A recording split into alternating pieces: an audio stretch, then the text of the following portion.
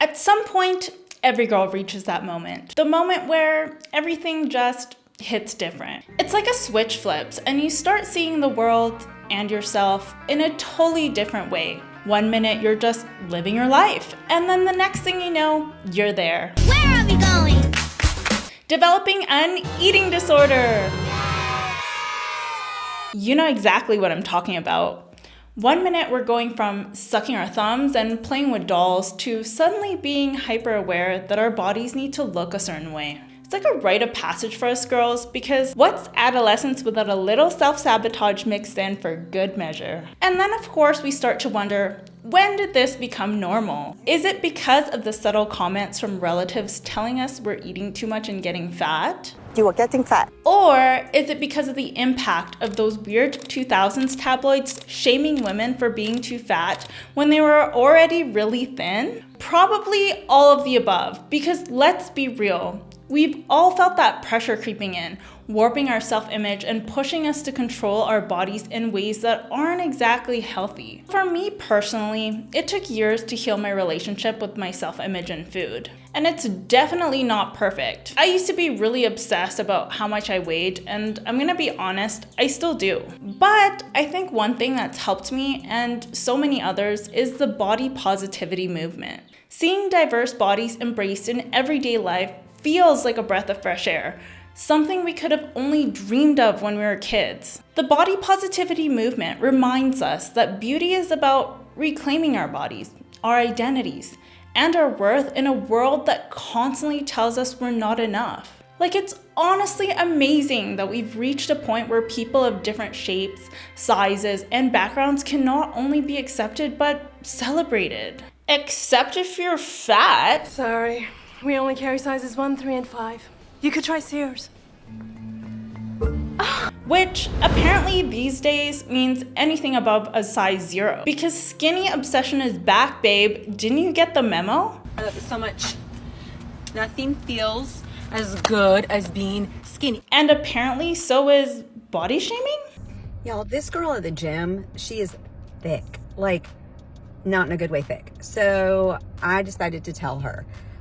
Said, girl, you are fat. The resurgence of aspirational skinniness on social media literally feels like a punch to my stomach pooch I'm not supposed to have. It's truly frustrating to experience this worst kind of nostalgia. In all seriousness, today's skinny ideal is just the Y2K ideal all over again. The same one we grew up with. And with it, the same relentless pressure to conform. It brings back all those body struggles we thought we'd move past, as well as the harsh judgment that comes with not fitting in. So, what happened to all the progress we thought we were making? Is body positivity dead? And most importantly, is there any hope for us fatties? What would it be like if you let yourself be skinny? And just like that, we went from the thick era where BBLs were all the rage to a sudden comeback of the Y2K ultra thin obsession. The trending body ideal is the ultra thin toned look. Think Paris Hilton, Britney Spears, and the Victoria's Secret Angels. Body, body, body, body, body. Thin is definitely in, but even in just saying that, was it ever really out? Let's be real.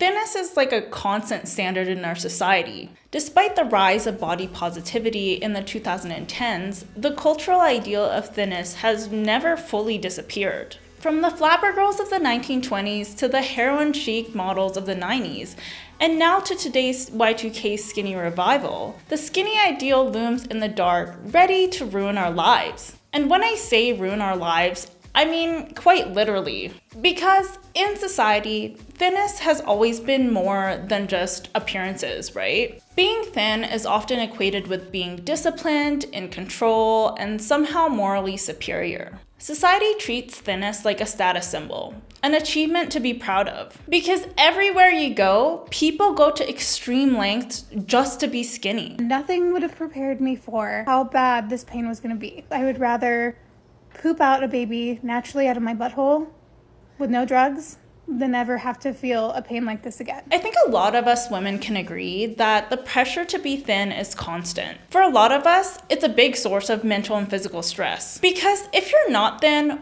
well, the pressure can make you feel like you've somehow failed, right? And what's even more annoying about this is how deeply ingrained this is. The message that thinness isn't just a trend, but a measuring stick for success, worth, and even health, whether that's true or not. It's not even enough to be thin. It's about achieving a level of thinness that's unrealistic for everyone. Unrealistic even for the women who were the standard for the Y2K skinny look.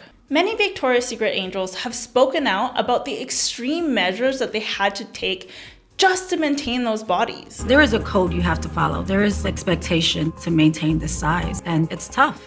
It really is. She says nowhere was the pressure to be dangerously skinny more apparent than at Victoria's Secret.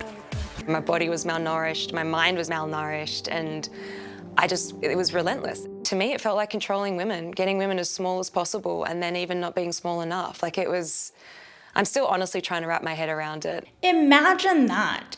If the very models who were put on a pedestal couldn't meet those expectations without punishing their bodies, what does that say about how unattainable those ideals are for the rest of us?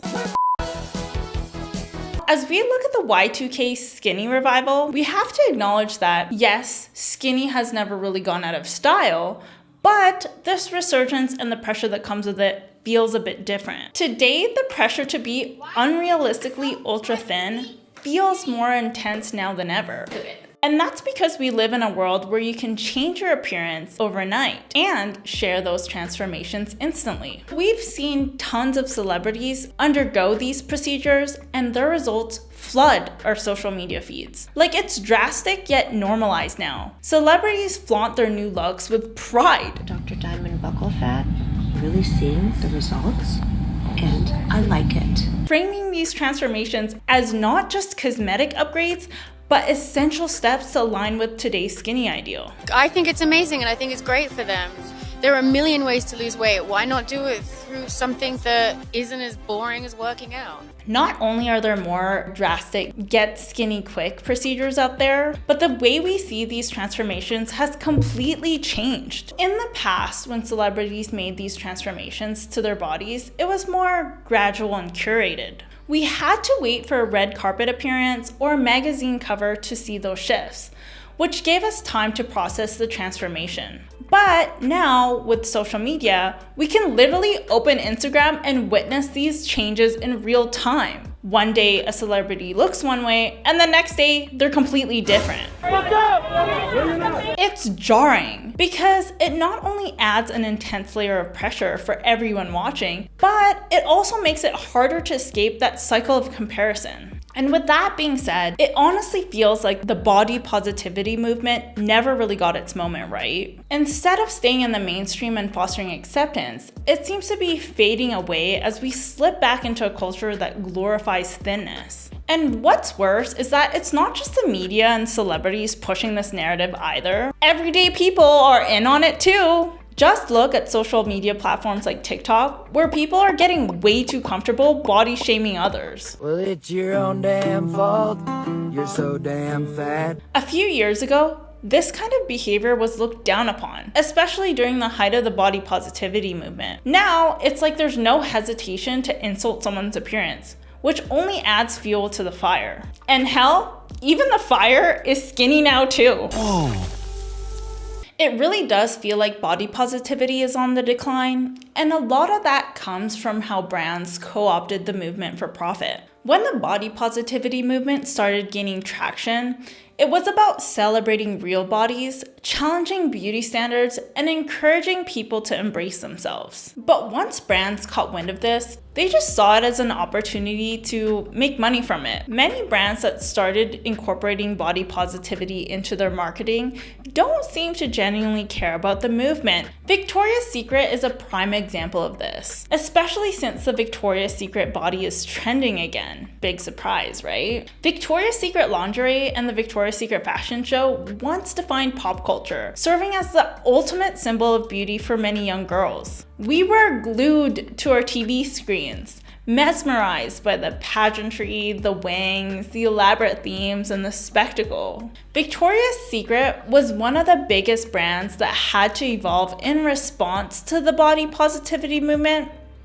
But it pretty much failed that test. It's sad because we as a society practically handed them the answers. We just wanted more body representation. And they were just like, nah. In fact, the bigwig at Victoria's Secret, who was responsible for the fashion shows, made an infamous comment in 2019 saying that transgender and plus size models couldn't walk the runway because their show was a fantasy. So really, they were pretty adamant about their commitment to narrow beauty standards. In 2021, they rolled out a major rebrand, sort of admitting that they needed to be more inclusive. But people really knew they weren't that serious about the rebrand. Something I personally noticed is that when they did the rebrand, the models seemed more matronly. Back in the 2000s, the campaigns had a really kindly vibe. And I mean that in a good way. But in the rebrand, the models looked very basic and motherly. And I don't mean that as a way to insult mothers, but in a way that seems to suggest that only skinny people deserve to look and feel sexy. It felt like they didn't really care about making people feel good or included, and the sales really reflected that. Honestly, the fact that they don't care and are only using body positivity as a marketing tool was really apparent in the latest 2024 show. And I know what you're probably thinking. Wait, what? There was a Victoria's Secret fashion show? Yeah. Body positivity was a major theme they leaned on in their marketing, hyping up the show as part of their new inclusive era. Oh, well, I think this year it's just like a new take on Victoria's Secret, a modern way to do it. I mean, there's like, I don't even know. There's so many girls that are here. They're changing the runway and having diverse bodies and different diverse backgrounds, which is really, really awesome. But if you actually watch the show, there was zero mention of body positivity. The vibe was like the same old Victoria's Secret. No significant acknowledgement of the supposed changes that they were supposed to make to appeal to today's more inclusive standards. There was a clip during the show's countdown when Barbara Palvin high-fived a plus-size model, and I genuinely think that that was their way of saying they were inclusive now. But girl, if that's their idea of representing body positivity, then we're all in trouble. Because even when they did feature plus size or older models, they were noticeably more covered up. Not only that, it seemed like even only ultra thin models were allowed to walk during the live performances. Talk is cheap. Like, Victoria's Secret really wants to die on that skinny legend hill, you know? People really notice the disconnect. I love this comment on Reddit that perfectly summarizes this show, and I quote, "Is this a Temu secret fashion show?" The production felt cheap, as if the lingerie was something you could easily pick off Shein or Temu. And comments like this ultimately highlight the hollowness of Victoria's Secret's attempt at body positivity. Like, it wasn't just the clothes that looked cheap, their attempt at inclusivity was also cheap. Completely underwhelming. I'm actually disappointed.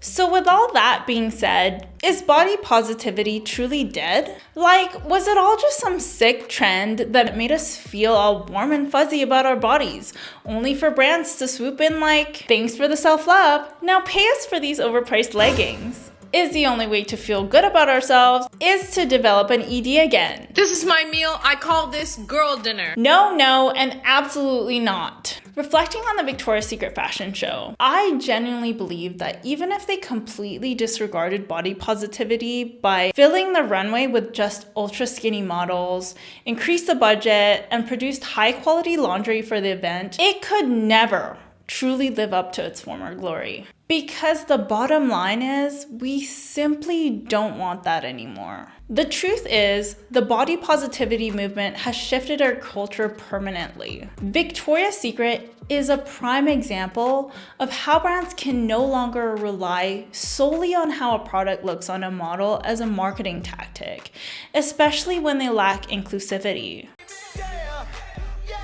Today's consumers are much more critical and value authenticity over superficial standards. In fact, according to Facebook marketing, 71% of people expect brands to promote diversity and inclusion authentically. Just think about how staggering that percentage is. Like, imagine being in a movie theater with 100 people and 2/3 of them stand up shouting, "F you, Victoria's Secret. We want real diversity and not just a plus size model in the back." You definitely notice that, right? That's how loud the demand for authenticity from brands has become nowadays. People want more inclusive marketing done right, where it's clear brands care. Just look at Savage X Fenty, Rihanna's lingerie brand. When that came out, it was the moment in pop culture, not just because of who wore the lingerie, but because of the diverse representations across body types, skin tones, and identities. Riri proved that companies and brands can include body diversity when they actually care. After all, Savage X Fenty flipped the traditional Victoria's Secret model script